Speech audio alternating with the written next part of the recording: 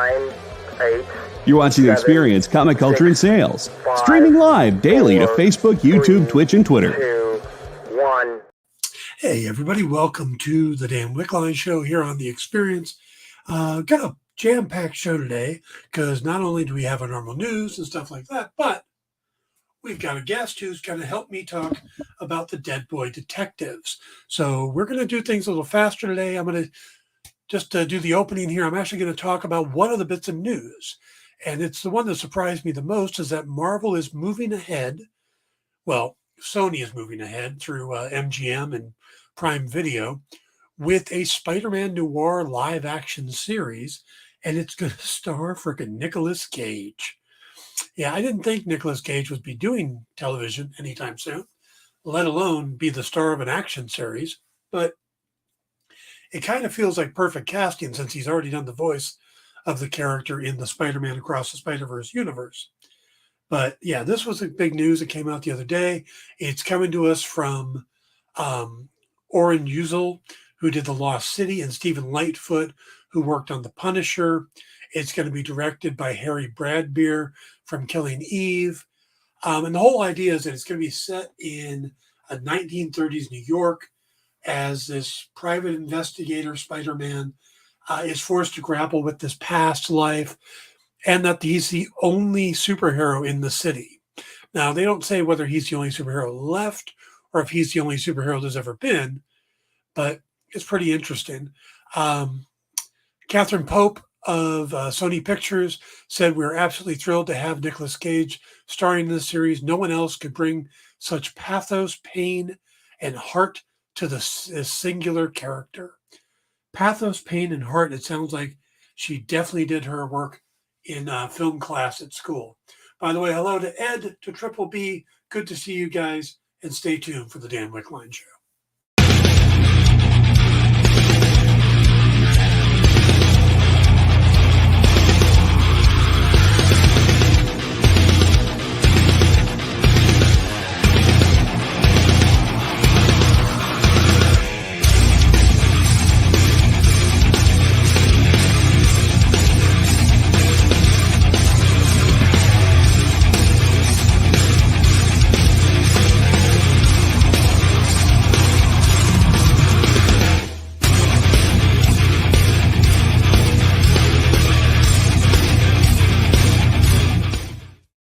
Hey, everybody. Welcome to the Dan Wickline Show here on The Experience. We got a great lineup today. After Kyle and I talk about the Dead Boy Detectives, we are going to have later on the What's in the Box. Jen has got herself a whole new collection with a lot of ratioed variants in it. Then the Geeks are going to basically play Smash or Pass on this week's comics. And then Murphy Lutke is going to be joining the folks over at SketchUp tonight. She does the book Damsel. So you'll want to stick around for all of that. All right, let's get into the news because I don't want to keep Kyle waiting. Last time Kyle and I talked about Sandman, it was a very long show. I mean, he's got a lot to say about it. This is his wheelhouse, so I definitely want to get him in here as soon as possible. But like I said, we got a ton of news, so we're going to blast through this really quick. The Boys has been renewed for season 5. This was said at the upfronts the other day. That's what happened. The upfronts happened, all the big studios. But because Amazon Prime and Disney Plus and HBO Max and all of those, I still call it HBO Max, just like you call it Twitter, they're on there now talking about their series too. So it's not because they're doing advertising now. HBO Max is actually talking about specializing advertising. So like a certain company could actually sponsor a show and all of the ads for that show or that movie would be from that company. I think Blue Beetle and one other one had that, and the advertisers were like Starbucks and Target. So it's pretty interesting. Do we have a release date for season 4 yet? Yes, we do. Season 4 will premiere on June 13th with 3 episodes, followed by a new episode every week, ending with the final on July 18th. So June 13th is when it starts. This, of course, is the book from Garth Ennis and Derek Robertson. And they've already been approved for a season 5. So that's the big thing right there, is that we're going to get a 5th season.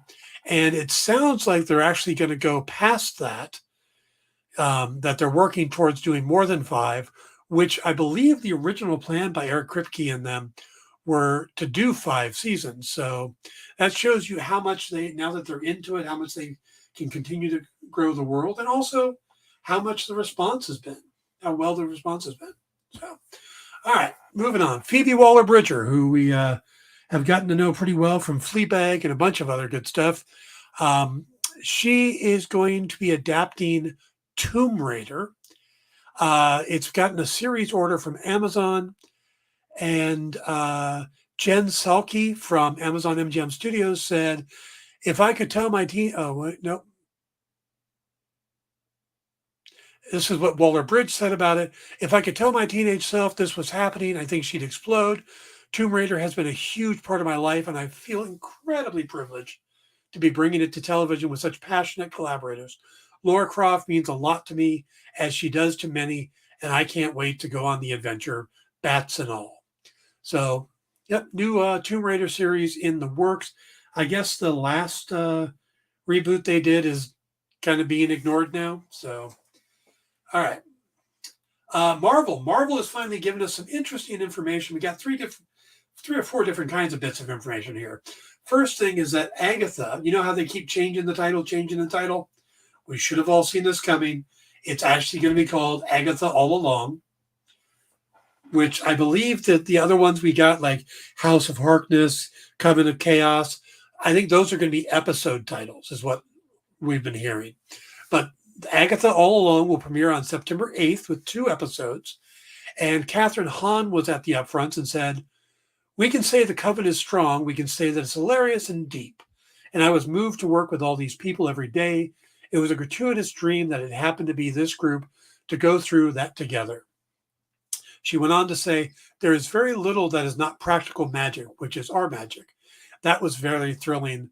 The sets were incredible, and it was like practical. It just felt delicious. It was a very immersive experience.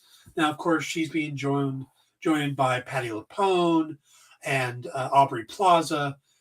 People have been talking about this series a lot. We're not quite sure what we're going to get with it. We do know there's going to be some music to it. So it should be interesting. Genius marketing. Every time they change the name, they got press. Yep, exactly. It was genius marketing. And all they had to do was redo the title, or the title logo. And it was the same font every time. So we also learned that Daredevil Born Again has wrapped shooting a couple of weeks ago, and that it will premiere in March of 2025. So about 10 months from now. And that Ironheart will be out later that same year. So Ironheart will come out next year as well. Charlie Cox and Vincent D'Onofrio were at the announcement. And Cox said, it's a physically demanding show, which I love. I wouldn't have it any other way. There will come a time where I am unable to do it anymore. But right now, just keep doing the best job we can and loving it. Feel incredibly grateful for still making this show. And hopefully we got another 10 years in us. So I thought that was pretty interesting that we're going to be that they're going ahead and already showed some teaser footage, stuff like that. Nothing serious, but just a lot of montage and clips of people. So we saw Foggy Nelson, we saw Karen Page, Wilson Fisk, Matt Murdock, the usual. So also the interesting thing is when they were showing the logo for these things, where they normally say Marvel Studios or like lately with X-Men and stuff like that, it says Marvel Animation. They're going back to using Marvel Television and treating it like a third division again. So even though there was Marvel Television before, that was not under Marvel Studios. It was its own thing. Now it's a division within Marvel Studios. So expect to see Marvel Television again on top of the and they put out a new Daredevil Born Again logo. I forgot to grab that. But it looks like the name Daredevil, and it looks like it's dripping blood, but it's actually, when you get closer, it's the outline of New York City, which is pretty cool. All right, moving over to the DC, they're saying that June 26th, 2026, is going to be the release of Supergirl, Woman of Tomorrow. And they've confirmed that Craig Gillespie will be directing it, with Millie Alcock starring in the adaptation. Of course, they're working off of Tom King's book that he did with Bill Quisevely, the Supergirl World of Tomorrow. And this will technically be the second title under the new DC Studios, because I believe this is going to come out before the second Batman, which got pushed back until October of 2026. The script they're working from is by Anna Noguera. And, of course, this comes from James Gunn and Peter Safran's new take on DC Studios. Millie Alcock comes from a House of Dragons, and she's supposed to appear in another project before appearing in her own series or movie. So it seems like she's got to show up in Superman if that's going to be the next movie. Unless they're talking about if she's going to show up on a TV show. Maybe she shows up on Peacemaker. That'd be kind of a weird place to debut her. But other interesting news, Marvel Studios keeps adding to the cast of the Fantastic Four. We had Paul Walter Hauser. We had John Malkovich, Ralph Ineson. Well, now they're adding Emmy nominee Natasha Lyonne, who we don't know who she's going to be playing, but she is joining the cast that's got those people, plus Pedro Pascal, Vanessa Kirby, Joseph Quinn, and Ibn Moss Bacharach. And of course, Julia Garner was announced earlier as Shalabal. So this movie is getting crowded, and it's kind of hard to figure out exactly who's playing what, because, I mean, we know Innocent is Galactus, and Shalabal is going to be a Silver Surfer version, but Malkovich, Hauser, and now Leone. Now, I've heard a lot of people online suggest that maybe Leone will be playing Alicia Masters, with John Malkovich playing her father, the Puppet Master, which I could see. But Marvel has also been moving into getting deaf actors to play deaf characters and stuff like that. Would they not take this opportunity to hire a blind actress to play blind Alicia Masters? I don't know. Interesting, though. All right, and one more news story before we get Kyle in here. Donnie Yen has inked a deal to reprise his role of Kane, the highly skilled blind assassin that we met in John Wick Chapter 4.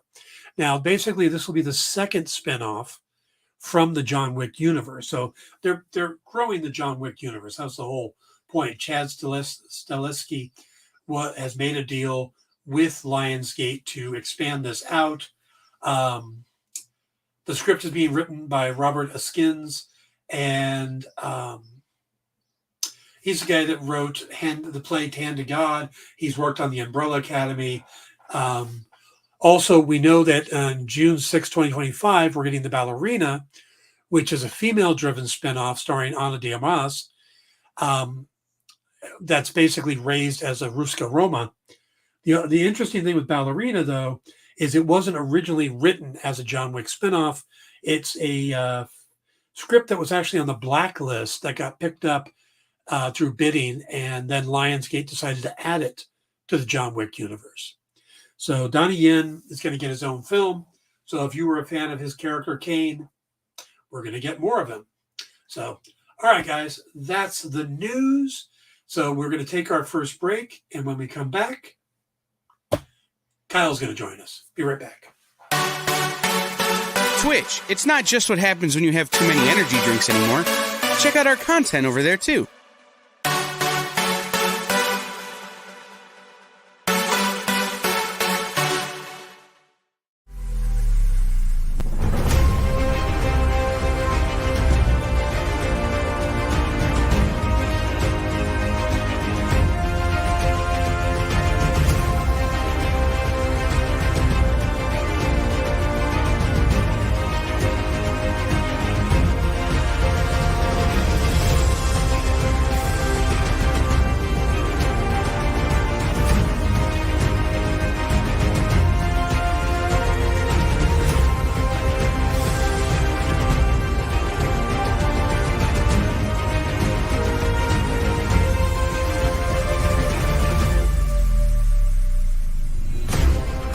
Ask your local comic shop to add Battle Quest comics to your pull list today.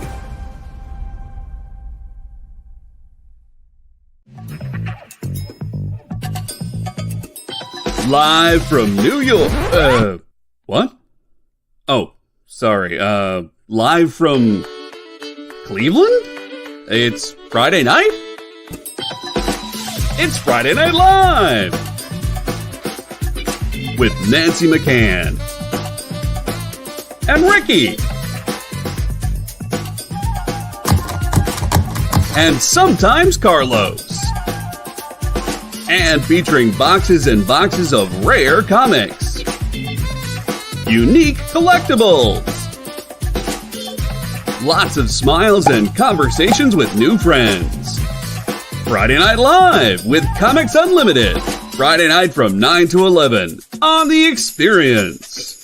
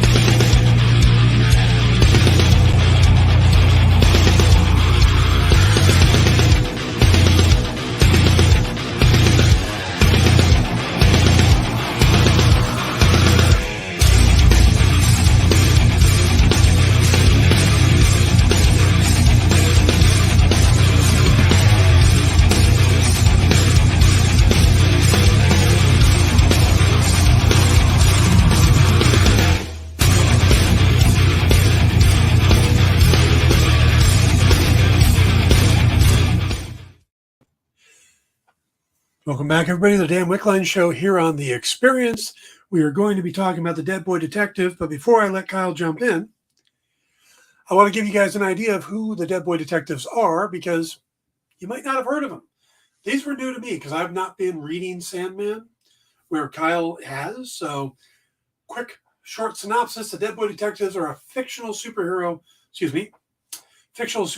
detective duo who have appeared in Vertigo Comics. They were created by Neil Gaiman and artists Matt Wagner and Malcolm Jones III in the Sandman number 25 back in April of 1991. Now, the characters are basically two dead children, or the ghosts of two dead children, Charles Rowland and Edwin Payne, who, rather than enter the afterlife, stay on Earth to become detectives investigating supernatural crimes. Now, I should note that this is not the first time that they've appeared in live action. Both the boys and another character from the series, Crystal Palace, showed up in the Doom Patrol series, but played by completely different actors.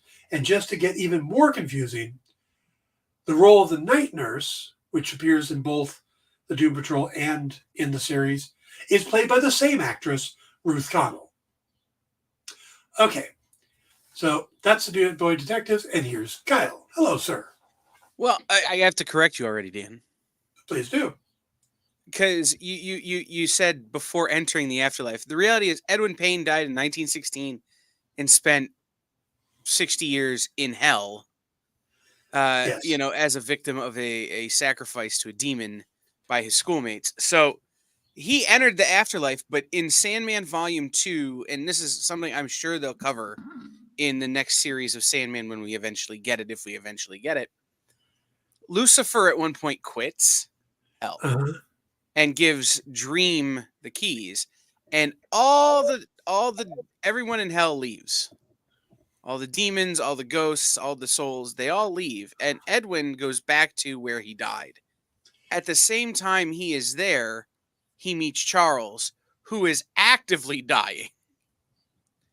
And the reason Charles is actively dying is because these goats attack him. The spirits that have been in hell attack him because they're school bullies. So now he winds up dying and meeting Edwin, and they form a best friendship. They're not introduced as the Dead Boy Detectives until significantly later. Right. Where they do change the origin story here in that Edwin escapes from hell, and Charles is actually beaten by actual school bullies when he tries to stand up for somebody. Right. And Edwin comforts him as he's dying. In the book, it's actually, and I will say this is the first. This is one of those things that we'll cover. I'm sure we'll get into a little bit, but having not introduced them in the Sandman series the same way they were introduced in the Sandman story, the Sandman books, you have to modify, right? It's one of those that you can't introduce information for another series that series hasn't introduced. Right. And so in the story, it's Christmas, and Charles is there because he has no mother, and his father is in the military and is deployed to Kuwait or someplace. This is the Children's Crusade comic, right? They get reintroduced in the Children's Crusade. Yes, they're reintroducing Children's Crusade. And so it's Christmas, and he's alone at the school. There's nobody else there. And one of the problems he's actually having is finding food. Then all these ghosts show up, and this old headmaster shows up, and it just turns into kind of a torturous situation. And I'll be honest, there's a level of kink in the original Neil Gaiman story that I'm not sure Netflix is ready for. Wait, let me check my surprise scale. No, none. Right. No surprise at all. Right.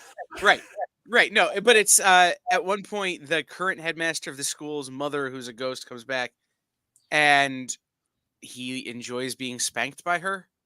And it's one of those like, Neil, I didn't need that detail, man. Doesn't change anything for me. See, that's the main reason I wanted to talk to you today, because I haven't had a chance to read the comics, and I don't own them. So, but there was a lot of things that popped up in the series. And it's like, was that all in the comics? How much of that is more modern day storytelling?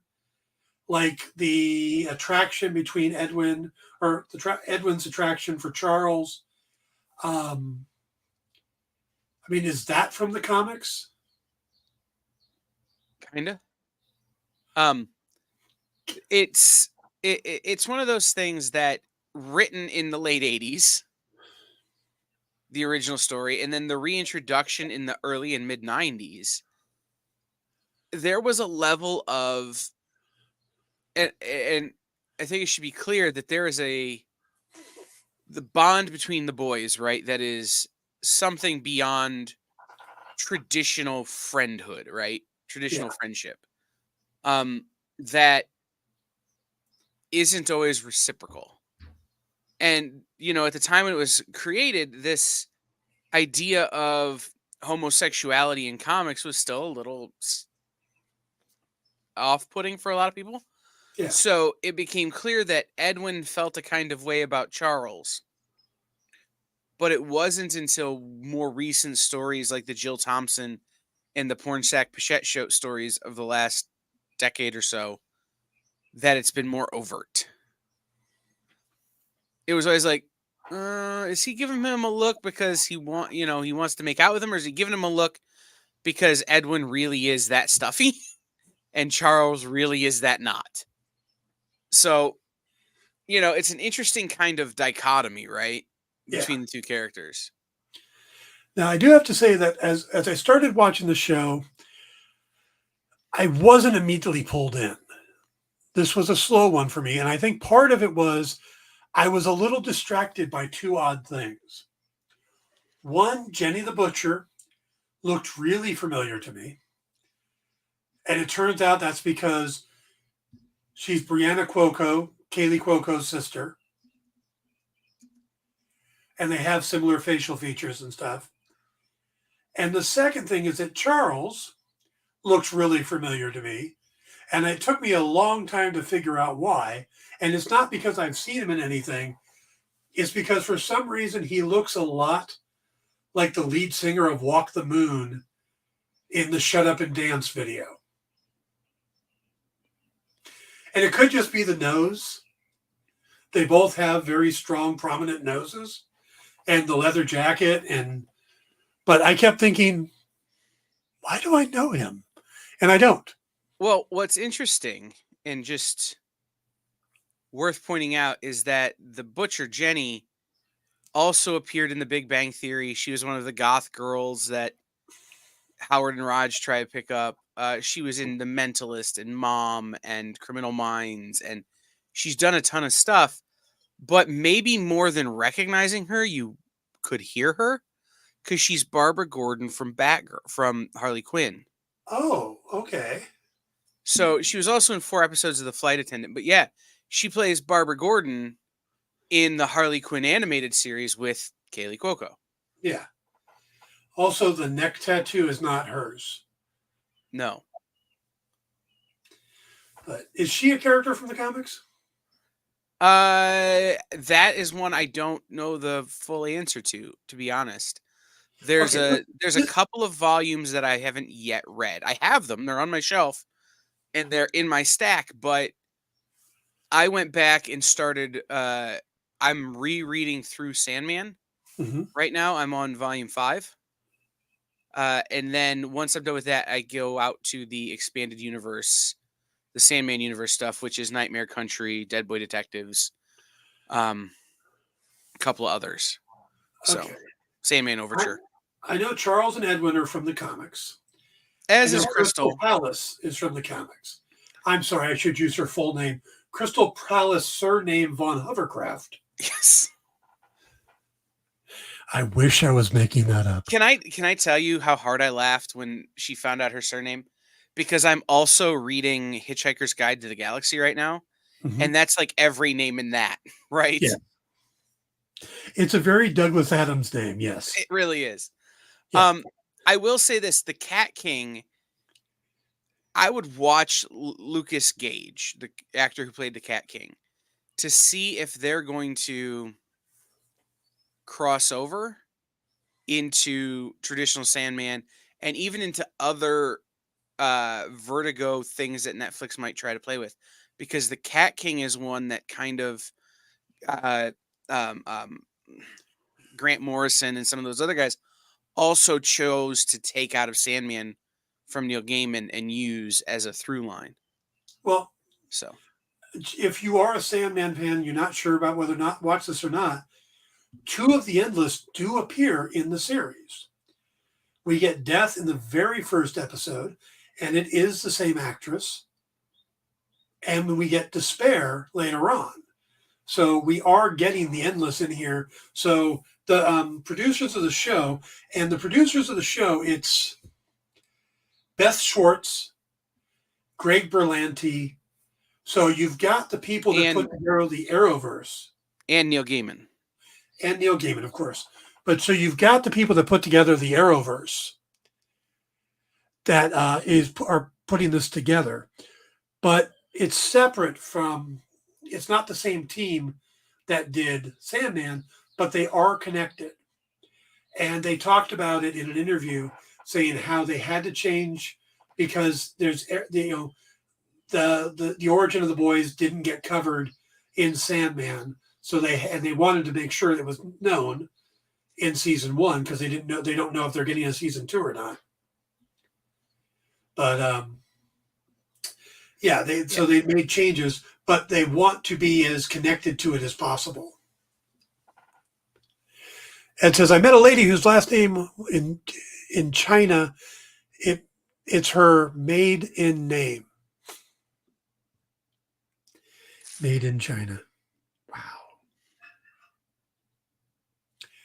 Anyhow, no, the thing about the Dead Boy Detectives, and this is the thing about the Sandman universe, is when you get outside of the Gaiman, Sam Keith, Sandman stories, right? Once you leave a book called Sandman, the origins of these characters have been very shifty, right? When you go look at Nightmare Country, right, which is about the Corinthian,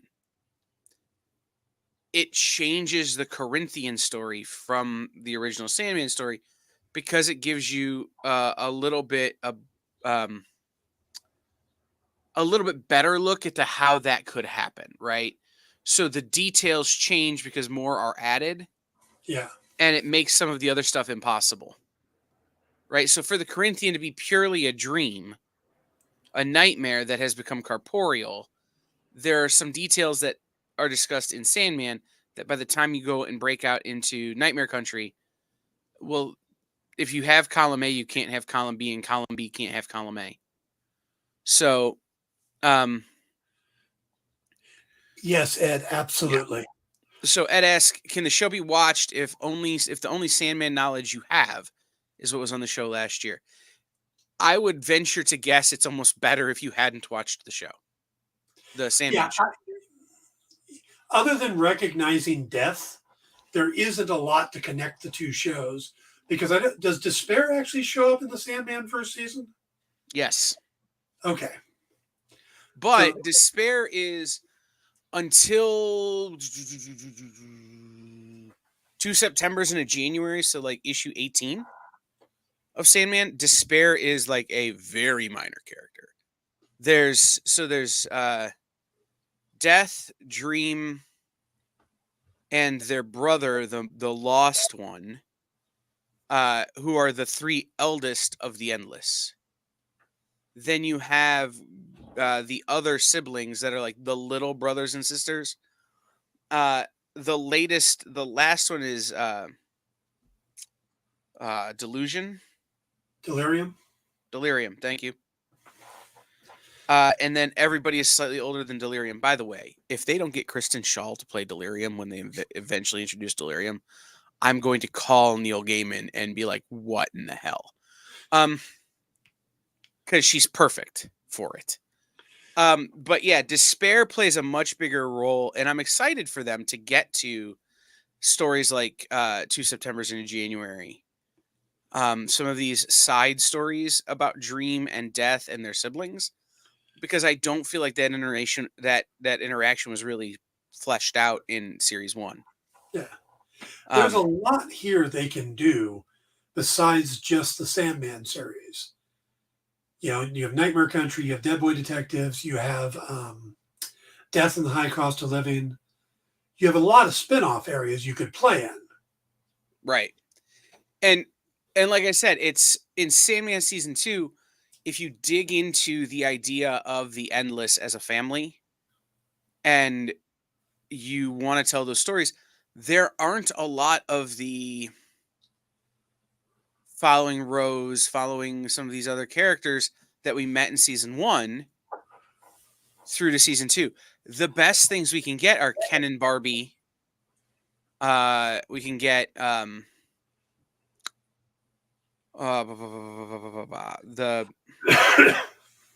we get major spoilers here, but we get Dream's son.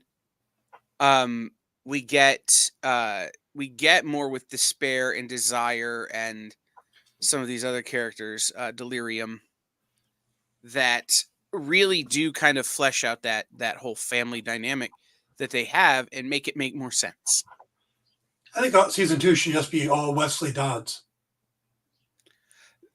It's not a small part of the second volume. I know.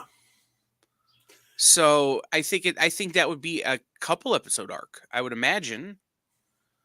But the other thing you get is you can bring the Dead Boy Detectives back in a very early iteration. So rather than having to have these two same actors, you could cast much younger children. You wouldn't have to. Yeah. Because I don't know that the ghosts necessarily age. I don't think they do. So, I mean, you could, but in the original story, they're a little younger than they are in the show. That's the one thing I did notice, that they're called, in a lot of the write-ups I read, they're referred to as children, and these are more TV teenagers. Yeah. Right. Early 20s. Yeah. In the show. But, they're both at boarding school, so it would have had to be probably under 18. So they're probably right at that 18 level. In the books, they're closer to 12. Yeah, I know Charles is supposed to be 16. Right. There's a line he says, do I wish I could have grown up past 16? Yes. Right. Right. So, I mean, we're talking about a potential 4-year difference. And that's, anybody who knows teenagers knows how big a difference that is. Yeah. So I also think if they'd have done it with children, a lot of people would have been upset about the gore and the violence and the. Whereas in the comic book, nobody seemed to care. Hmm. The situations they put these kids in, man, Yeah. nobody seems to care. Yeah, but you're talking about an industry that let Robin wear a bright yellow cape and run around next to Batman, attracting all the bad guys. Right. I mean, we're talking about an industry that let people wear their underwear on the outside. But Yes.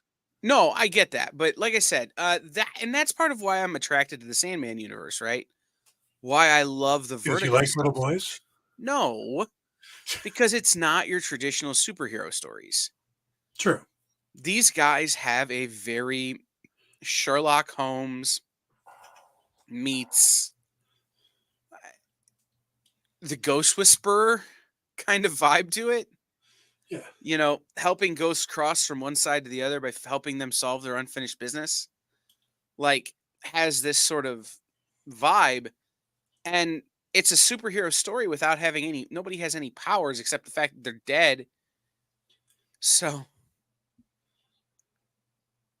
There's a real weird moment right now that we're having that involves Neil Gaiman.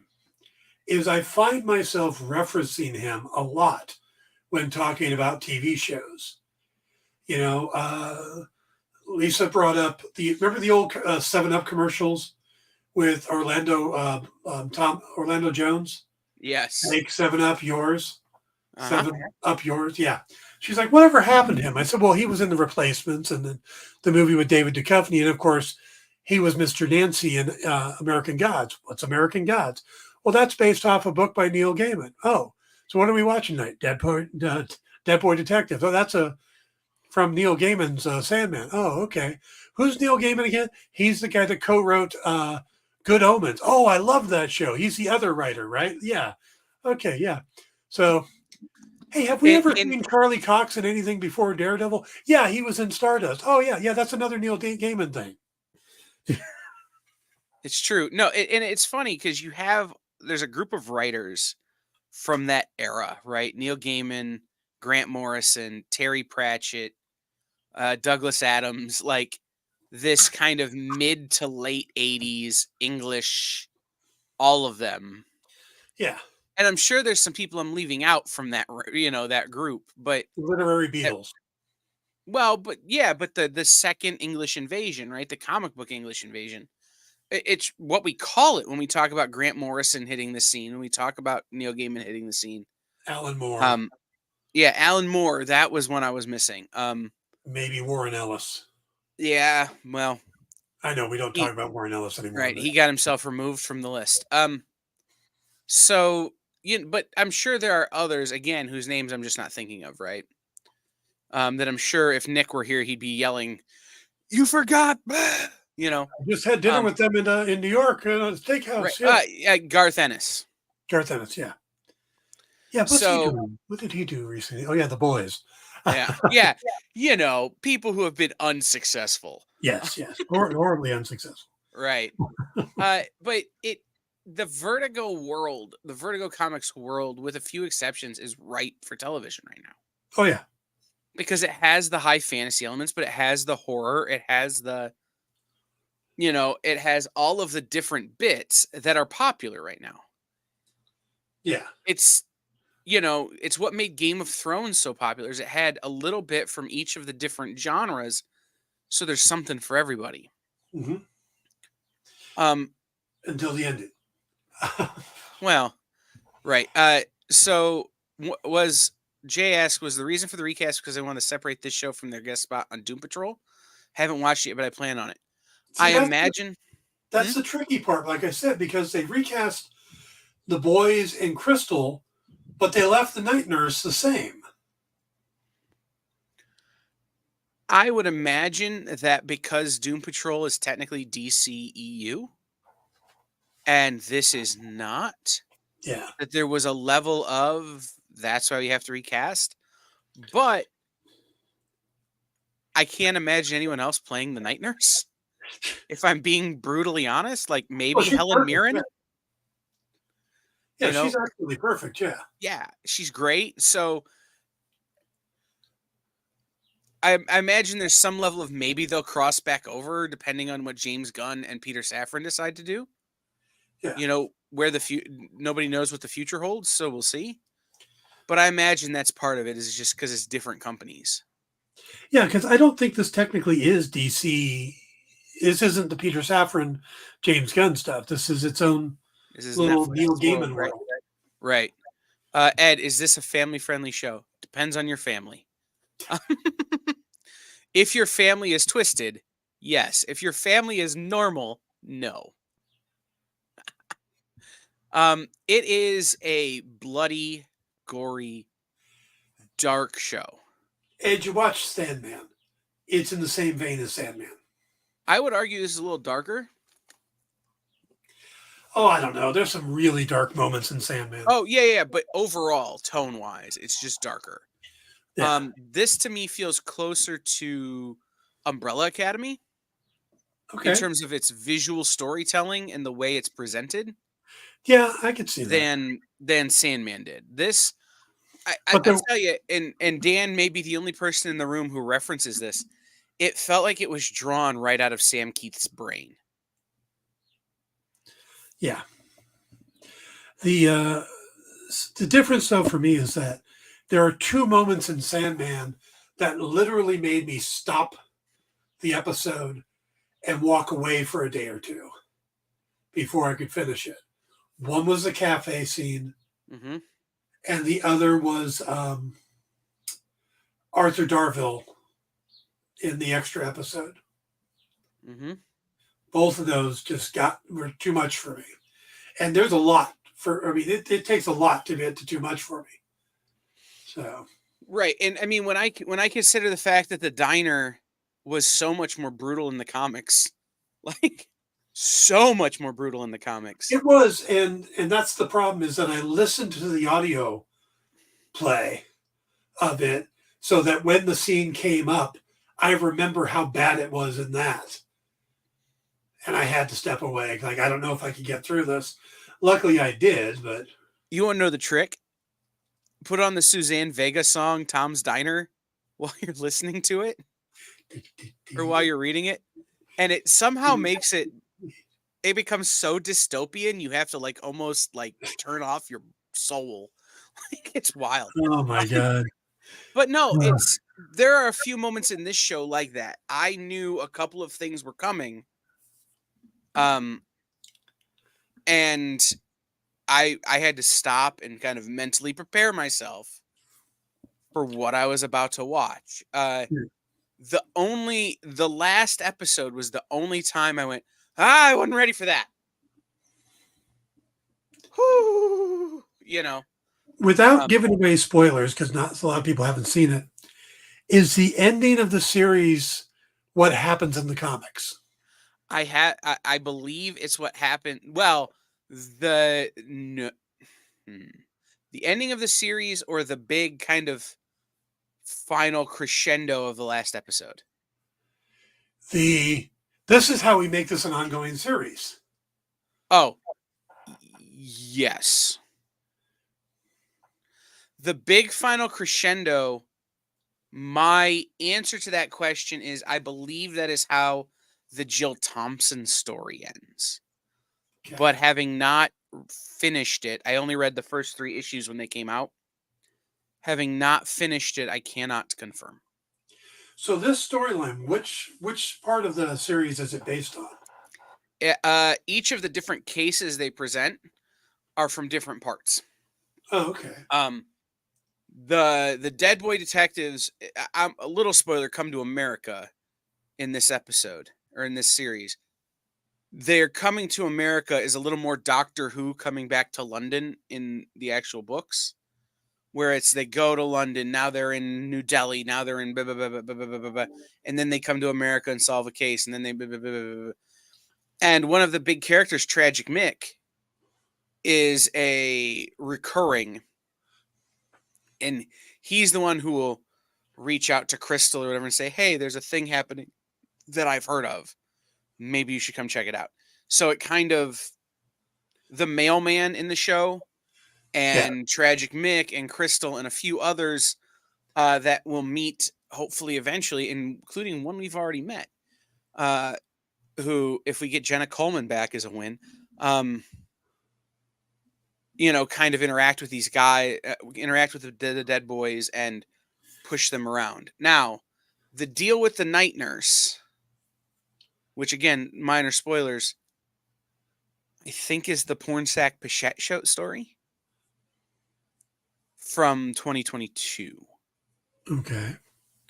So, like I said, it's one of those is that it took what I would call some of the more interesting bits from the different stories over the course of time and put them into these 8 episodes. But there are certainly other great stories they could tell, especially if they roll it back into Sandman. And now you've got a Sandman story, you've got a Dead Boy Detective story, you've got a Corinthian story here, you've got a Sandman story, you've got a Death story, you could, if you set up the family and the breadth of the universe, instead of Sandman just following Dream, it could follow everybody, which is what happens at the end of volume 2 of the book, of Sandman books, is you've met his son, you've met so many of the other characters in that world and kind of come to understand them, that you can jump out and do a story the cats from the Sandman miniseries, or from the Sandman series. You can introduce them, and spoilers, but cats play a big role in this series. Like, one of the things you're going to find out is cats are important to Neil Gaiman. All right. We're going to end this conversation with the important question. I can tell you, as a non-reader, I enjoyed the series. Like I said, the first 2 episodes, it took me a little bit to get into it. By the end of the second episode, I'm like, I'm going to keep watching. But I really started liking it with the third and the fourth, because they really dig into the characters, give us the backstory, stuff like that. Though I did spend most of the show going, why is the butcher here? What does she have to do with any of this? But that's beside the point. But you, who are a huge fan of the Sandman universe, how do you feel the adaptation was? It's one of those things that, and I'll put it this way. The adaptation was solid. Having not introduced the characters as a certain way previous, having not really expanded the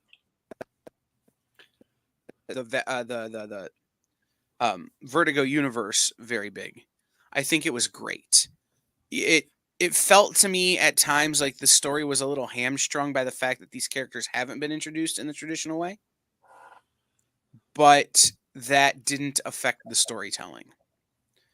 Some of the wraparound was wildly different and bothered me a little bit, but because the mysteries themselves stayed basically the same, it's like getting 95% right.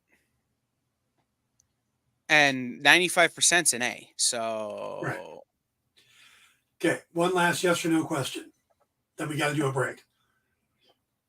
Baby doll head spider. Is that from the comics? If it is, I don't remember it, but I could be repressing that. All right, guys. Because we'll be right that's back. the thing that gave me nightmares. We'll be right back with some key collectibles. Stay tuned. To be continued. 3 little words that hold the secret to the next great story. 3 words that will thrill you, confound you, give life to new possibilities. Every variation of To Be Continued is a promise of adventure, a promise of excitement, a promise of unseen wonders and unexplored worlds, a promise that every issue you read makes you a part of a never-ending journey. And behind every page, there will be an unopened door waiting for you. This story to be continued at your local comic book shop. Visit comicshoplocator.com today.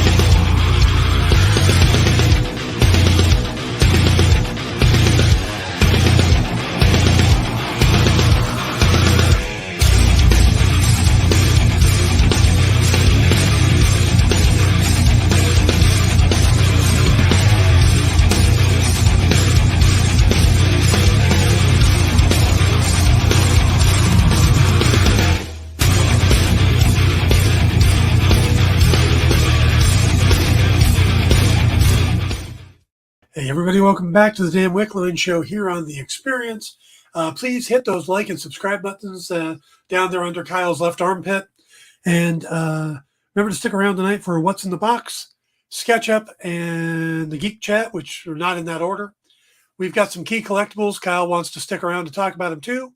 So let's do them real quick. Well, Dan, this might be the first time that you've had a set of key collectibles where everybody where they're both owned by, or they could both be owned by somebody on the show. All right, this of course is the first appearance of the Dead Boy Detectives in the Sandman number 25 from 1991. High end on this is $20, median's $8, low end is $2, and Kyle owns it. Well, the thing about this book is when you get into this book, and I'll go quick here, it's a story that is not in time. So the issue before this happens, and you're kind of in the middle of a story. Then this issue happens, and then a whole nother, you go back to the story.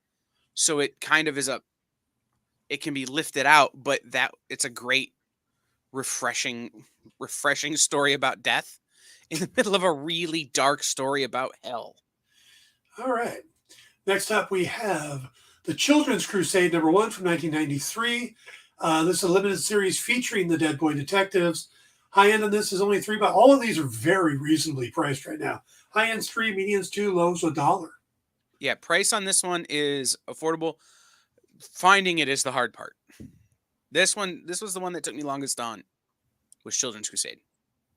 Does this have to do with the charity and stuff? No, it's just same name. Okay. The Dead Boy Detectives number 1, not to be confused with the later series from 2001. This is the first solo titled series featuring the Dead Boy Detectives. High end on this is $5, median is $2, low end is $1. Written by Ed Brubaker before anybody knew who Ed Brubaker was. I'm sure his mother knew. Well, before he was the Ed Brubaker we know now. Okay, next up. This is Dead Boy Detectives number 1 from 2014. First ongoing series featuring the Dead Boy Detectives. High end on this is all the way up to $8. Median's $2, low end is $1. Is this the Jill Thomas series? This is, this is the Jill Thompson series. This is the first time we ever kind of get the full fleshed out story of their friendship. And it starts to kind of get the relationship we see from the show starts to really unfold here. Some of the emotional stuff as opposed to just the friendship stuff. All right. Next, we have Dead Boy Detectives number 6 from 2014. This one's on the thing because it's the first appearance of Tragic Mick, the magic shop owner in the series. He's a great character, very pathos, very, gravitas. High end is $3, median is $2, low end is $1. By this point in the series, it's Mark Buckingham art. So it has this almost cartoony feel to it, which is sort of unsettling with some of the stuff you get to see. But it does keep it from haunting your dreams. As opposed to Lindsay Buckingham. Right. And of course, this is the most recent one. This is Sandman Universe, The Dead Boy Detectives number 1 from 2023. Netflix show borrows heavily from this modern series. It's a limited DC Black Label series.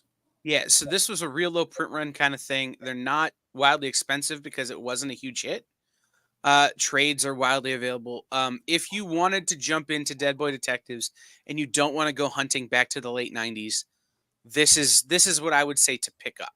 It's a Sandman Universe story, so it's its own sort of self-contained thing.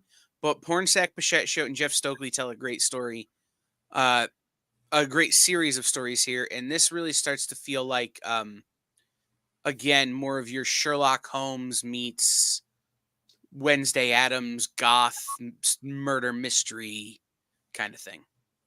I gotta ask one question, and then we'll wrap it up for the day. Do you think the comics would do better if the boys were portrayed more as they are in the TV show, as a little bit older, that people would actually have a better connection to it? I have a controversy. I don't know.